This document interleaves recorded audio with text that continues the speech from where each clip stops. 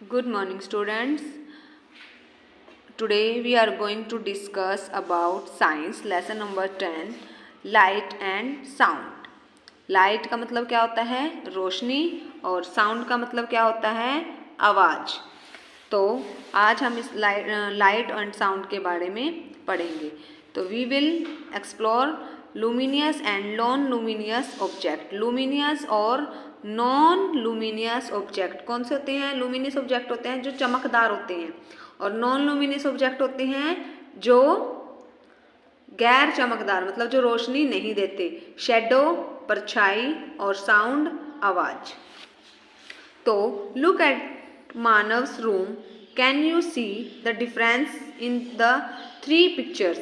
जो मानव है, हमें जो मानव का रूम दिया गया है उसको हमें उसमें से अलग अलग 3 पिक्चर दी गई हैं। तो हमें इसको देखना है और मतलब अलग अलग दी गई हैं, ठीक है।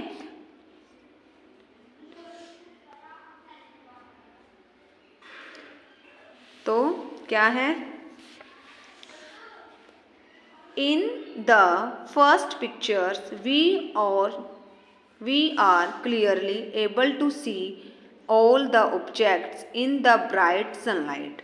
जो हमारी फर्स्ट पिक्चर है मानव की, जो फर्स्ट रूम की पिक्चर है, उसमें क्या दिखाई दे रहा है आपको?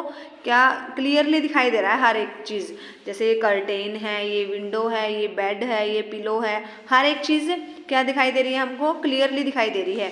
तो we are clearly able to see all the objects in the bright sunlight, क्योंकि उसके रूम में क्या है? ब्राइट सनलाइट, मतलब सूरज की जो रोशनी के कारण उसके जो रूम्स की हर एक चीज़ हमको क्या दिखाई दे रही है? क्लियरली दिखाई दे रही है। इन द सेकेंड पिक्चर, और जो हमारे इस मानव के रूम की सेकेंड पिक्चर है उसमें क्या है? We are unable to see the objects clearly. उसमें क्या है? हमें कोई भी ऑब्जेक्ट क्लियरली नहीं दिखाई दे रहा है। As the room appears dark because of the curtains, और जो उसका रूम है वो क्या है? उसके रूम में क्या है? अंधेरा है। किसकी वजह से?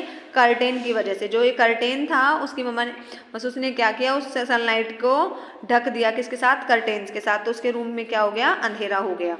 उसके बाद है इन द थर्ड पिक्चर, और थर्ड पिक्चर में हमें क्या दिखाई देता है? We are able to see the object again as the light are switched on. और उसमें जो थर्ड पिक्चर है उसकी मम्मा ने क्या किया? लाइट को ऑन कर दिया। तो उससे क्या हुआ कि जो हमें दोबारा से उसके रूम में सब कुछ क्लियरली दिखाई देने लग गया। तो जैसे है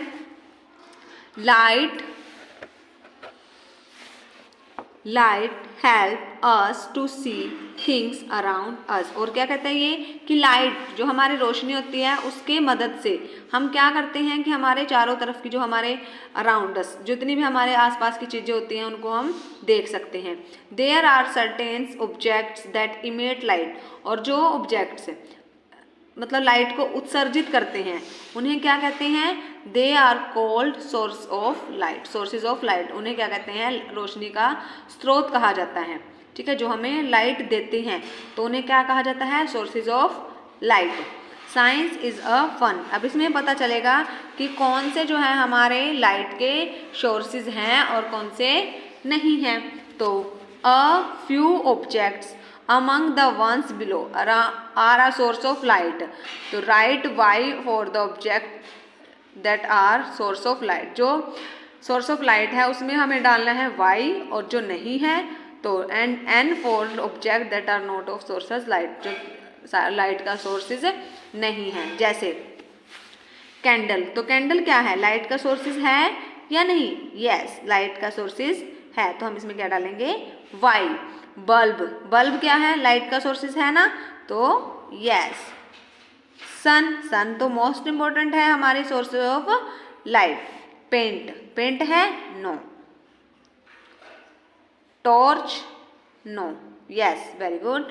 ये सॉरी यस आएगा इसमें क्योंकि हमारा जो लाइट टॉर्च है उससे हम लाइट चलाते हैं। Match sticks? यस। बिल्डिंग कोई सोर्स ऑफ लाइट होगा? नो। स्टार्स? यस, क्योंकि रात को जो तारे हैं वो चमकते हैं, लाइट देते हैं। पेंसिल, तो पेंसिल तो लाइट नहीं देती, रोशनी नहीं देती, तो नो। और ट्यूबलाइट? यस। तो ट्यूबलाइट हमें रोशनी देती है। उसके बाद माउंटेन्स, माउंटेन्स हमें कोई रोशनी देते हैं? No. Oil lamp? Yes. Eraser? No.